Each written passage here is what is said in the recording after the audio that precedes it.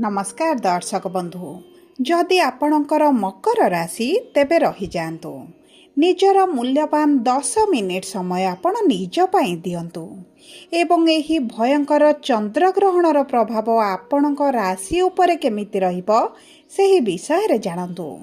देखंतु एही वर्षर प्रथम चंद्रग्रहण मार्च मास 3 तारिख मंगलवार दोल पूर्णिमा दिन हेबाकु जाउछि एवं यह ग्रस्तोदय चंद्रग्रहण रहिबो। किंतु एही चंद्रग्रहण रातिरे न होई दिन रे हेबा पाई जाउछि जहा बहुत विरल अटे एवं दीर्घ 139 वर्ष परे एही जागतिक दृश्य घटित हेबा पाई जाउछि एवं एही चंद्रग्रहणटी दिबा 3 घटिका 20 मिनिट रु आरंभ होई संध्या 6 घटिका 46 मिनिट रे मोक्ष हेबा पाई जाउछि एवं एही विरल बा भयंकर चंद्रग्रहण समस्त ब्रह्मांड उपरे प्रभाव पकाइबा सहित 12 गोटी राशि उपरे मध्य प्रभाव पकाइबो। सेति मध्यरु 6टी भाग्यशाली राशिंग उपरे रहिबो एही ग्रहणर शुभ प्रभाव एवं अन्य 6 गोटी राशिंग जीवन रे अशुभ प्रभाव पड़िबा पाई जाउछि। किंतु आपणक राशि भाग्यशाली कि नाही एवं आपणकर केउ क्षेत्रटी अधिक प्रभावित हेबा पाई जाउछि एही भिडियो रे विस्तृत भाव रे आलोचना करिबा एवं आपणकर राशिटी जदि भाग्यशाली राशि मध्यरे न जाए एवं आपणक राशि रे जो ग्रहणर प्रभाव पड़िबा पाई जाउछि सेही अशुभत्व को दूर करिबा पाई कोन रहिछि प्रतिकार एही भिडियो रे विस्तृत भाव रे आलोचना करिबा। कारण एही ग्रहणर प्रभावटी आपणकर धन मान जश को हानि करिबा पाई जाउछि तेणु करी प्रतिकार करिबा अत्यंत जरूरी अटे। सेतिपाई आपण आम सह भिडियोर शेष पर्यंत जोड़ी होई रुहंतु। एबे आसंतु कार्यक्रमटी को आग को बढ़ाइबा किंतु भिडियोटी आरंभ करिबा पूर्वरु जदि आपणकर भी मकर राशि होइथाए एवं आपण भी ईश्वर को आंतरिक भक्ति एवं विश्वास करंती तेबे भिडियोटी को लाइक करंतु। कमेंट बॉक्स रे जय जगन्नाथ जय मां लक्ष्मी अवश्य लिखि दियंतु। ता सहित आम सह जोगाजोग करिबा पई भिडियोर मध्य भाग रे एक व्हाट्सएप नंबर टी दिया जाइछि जो नंबर साहाय्य आपण आम सह जोगाजोग करी निजर नूतन कुंडली प्रस्तुत करि परिबे कुंडली विश्लेषण कराई परिबे किंबा आपणकर चाकरी विवाह व्यवसाय प्रेम संपर्क शिक्षा स्वास्थ्य को नहीं किछि समस्या रहिछि ताहार सहजरे एवं स्वल्प मूल्य रे समाधान करि परिबे। सेतिपाई आपण आम सह भिडियोर शेष पर्यंत जोड़ी होई रुहंतु एवं व्हाट्सएप नंबर माध्यम रे आम सह जोगाजोग करी खूब कम मूल्य रे आपणक समस्यार समाधान करंतु। एबे आसंतु कार्यक्रमटी को आग को बढ़ाइबा एवं जानिबा आपणक भाग्य उपरे एही ग्रहण परे किभଳି प्रभाव पड़िबा पाई जाउछि।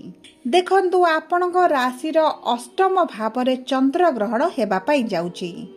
सर्वप्रथम जानिबा आपणक स्वास्थ्य उपरे किभଳି प्रभाव पड़िबा पाई जाउछि।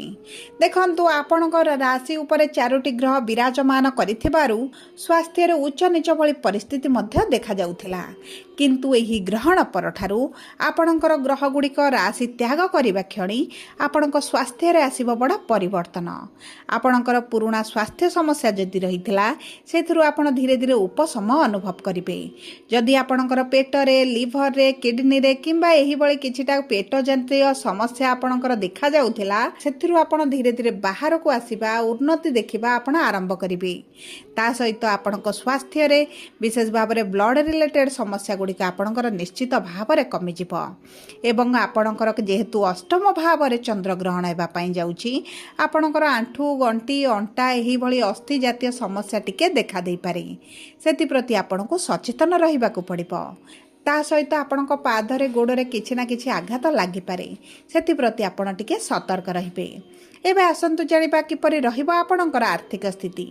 देखंतु अर्थर भावर स्वामी हेउछंती शनि जे तृतीय भाव रे विराजमान करिसंती। जो व्यक्ति मानकर अर्थर समस्याटी बढ़ी जाइथिला एवं सेमाने बहुत अधिक मानसिक दुश्चिंता रे रहुथिले सेही बळी परिस्थिति बाहर को आसीबा पाई जाउछंती। आपणकर आर्थिक स्थिति रे धीरे धीरे परिवर्तन देखिबे।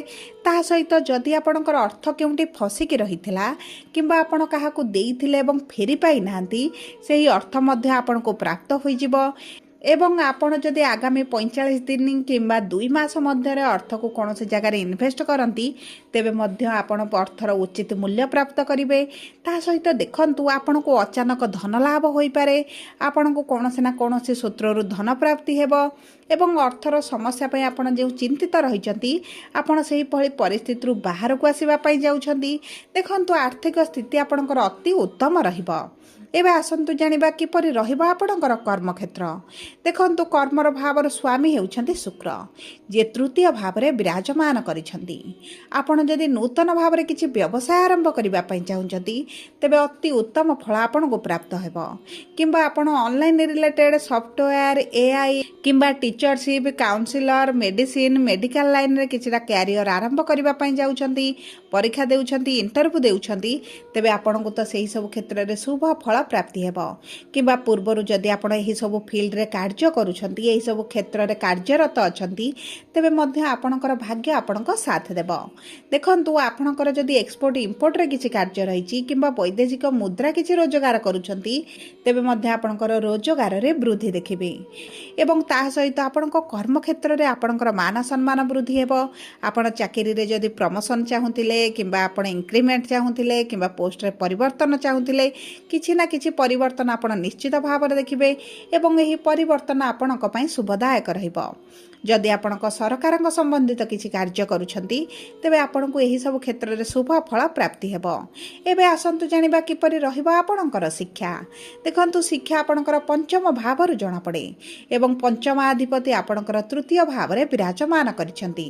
ତେଣୁକରି ଆପଣଙ୍କ ଶିକ୍ଷା କ୍ଷେତ୍ରରେ ଉତ୍ତମ ଫଳ ପ୍ରାପ୍ତି ହେବ। ଯଦି ଆପଣ ଉଚ୍ଚଶିକ୍ଷା କରିବା ପାଇଁ ଚାହୁଁଛନ୍ତି ତେବେ ଏହି ସମୟଟି ଆପଣଙ୍କ ପାଇଁ ବହୁତ ଅଧିକ ଶୁଭଦାୟକ ରହିଛି। ଆପଣଙ୍କ ମନପସନ୍ଦର କଲେଜରେ ଆଡ଼ମିସନ୍ ହୋଇଯିବ, ମନପସନ୍ଦର କୋର୍ସ ମଧ୍ୟ ଆପଣ କରିପାରିବେ। ଯଦି ଆମେ ଦେଖିବା ଆପଣଙ୍କର ପ୍ରେମ ସମ୍ପର୍କକୁ, ତେବେ ପ୍ରେମ ସମ୍ପର୍କରେ ପୂର୍ବରୁ ଯେଉଁ ସମସ୍ୟା ଗୁଡ଼ିକ ରହିଥିଲା ତାହା ଆପଣଙ୍କର ଦୂର ହୋଇଯିବ। ଆପଣଙ୍କ ଜୀବନସାଥୀଙ୍କ ସହିତ ଆପଣ ଏକତ୍ର ସମୟ ଅତିବାହିତ କରିବେ, ଉଭୟଙ୍କ ମଧ୍ୟରେ ମଧୁରତା ବଢ଼ିବ। କିମ୍ବା ଯଦି ଆପଣ ବିବାହ କରିବା ପାଇଁ ଚାହୁଁଛନ୍ତି ତେବେ ମଧ୍ୟ ଆପଣଙ୍କ ପାଇଁ ଶୁଭଦାୟକ ରହିବ। ଯଦି ଆମେ ଦେଖିବା ଆପଣଙ୍କର ବିବାହର ଯୋଗ ଏବଂ ବୈବାହିକ ସମ୍ପର୍କକୁ, ତେବେ ଦେଖନ୍ତୁ ବିବାହର ଯୋଗ ଆପଣଙ୍କର ବହୁତ ଭଲ ରହିଛି। ଯଦି ଆପଣଙ୍କର ବିବାହରେ ବିଳମ୍ବ ଦେଖୁଥିଲେ, ବିବାହରେ ସମସ୍ୟା ଦେଖୁଥିଲେ, ତେବେ ସେହି ସବୁ କ୍ଷେତ୍ରରେ ଆପଣ ଶୁଭ ପରିବର୍ତ୍ତନ ଦେଖିବେ। ଆଗାମୀ 2 ମାସ ମଧ୍ୟରେ ଆପଣଙ୍କର ବିବାହ ହୋଇପାରେ କିମ୍ବା ଆପଣଙ୍କର ବିବାହ ଠିକ୍ ହୋଇ ରହିପାରେ। ଏବେ ଆସନ୍ତୁ ଜାଣିବା କିପରି ରହିବ ଆପଣଙ୍କ ବୈବାହିକ ସମ୍ପର୍କ। ଦେଖନ୍ତୁ ବୈବାହିକ ସମ୍ପର୍କ ଆପଣଙ୍କର ଅତି ଉତ୍ତମ ରହିବ। ପୂର୍ବରୁ ଯଦି କିଛି ସମସ୍ୟା ଚାଲିଥିଲା ତେବେ ସେଥିରୁ ଆପଣ ଧୀରେ ଧୀରେ ବାହାରକୁ ଆସିବେ। ପତି ପତ୍ନୀ ଉଭୟଙ୍କୁ ବୁଝିବା ଆରମ୍ଭ କରିବେ। ଏକତ୍ର କିଛି ନିଷ୍ପତ୍ତି ମଧ୍ୟ ନେଇପାରନ୍ତି କିମ୍ବା ଉଭୟ ଯଦି ସନ୍ତାନ ପାଇଁ ଚେଷ୍ଟା କରୁଛନ୍ତି ତେବେ ଆପଣଙ୍କ ପାଇଁ ଶୁଭଦାୟକ ରହିବ। ଯଦି ଆପଣଙ୍କ ସନ୍ତାନକୁ ନେଇ ଆପଣ ଚିନ୍ତିତ ରହିଛନ୍ତି ତେବେ ଚିନ୍ତା କରିବାର କୌଣସି ଆବଶ୍ୟକତା ନାହିଁ। ଏବେ ଆସନ୍ତୁ ଜାଣିବା କିପରି ରହିବ ଆପଣଙ୍କର ଭାଗ୍ୟ। ଦେଖନ୍ତୁ ଆପଣଙ୍କର ଭାଗ୍ୟାଧିପତି ହେଉଛନ୍ତି ଶୁକ୍ର ଏବଂ ଆପଣଙ୍କର ଭାଗ୍ୟର ଭାବକୁ ସପ୍ତମ ଦୃଷ୍ଟି ପ୍ରଦାନ କରୁଛନ୍ତି। ଏହି ସମୟ ମଧ୍ୟରେ ଆପଣଙ୍କ ଭାଗ୍ୟ ଆପଣଙ୍କ ଠାରୁ 2 ପାଦ ଆଗରେ ଚାଲିବ।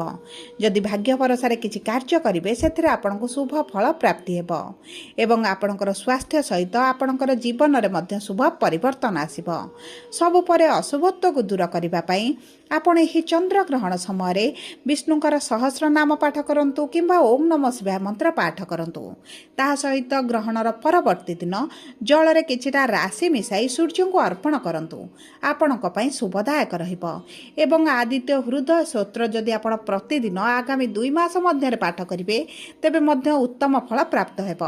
ତା ସହିତ ମହାଦେବଙ୍କର ପୂଜାର୍ଚ୍ଚନା କରନ୍ତୁ। ମାନସିକ ଶାନ୍ତି ପାଇଁ ଓମ୍ ନମଃ ଶିବାୟ ମନ୍ତ୍ର ପ୍ରତିଦିନ 27 ଥର ପାଠ କରନ୍ତୁ। ହନୁମାନ ଚାଳିଶା ପ୍ରତିଦିନ ପଢ଼ନ୍ତୁ। ଆପଣଙ୍କ ପାଇଁ ଶୁଭଦାୟକ ରହିବ। ଯଦି ଆପଣଙ୍କର ମକର ରାଶି ହୋଇଥାଏ, ଭିଡ଼ିଓଟି କିଭଳି ଲାଗିଲା କମେଣ୍ଟ ବକ୍ସରେ ଲେଖି ଜଣାନ୍ତୁ। ଯଦି ପ୍ରଥମ ଥର ଆମ ଚ୍ୟାନେଲକୁ ଆସିଛନ୍ତି ଚ୍ୟାନେଲଟିକୁ ସବସ୍କ୍ରାଇବ୍ କରନ୍ତୁ।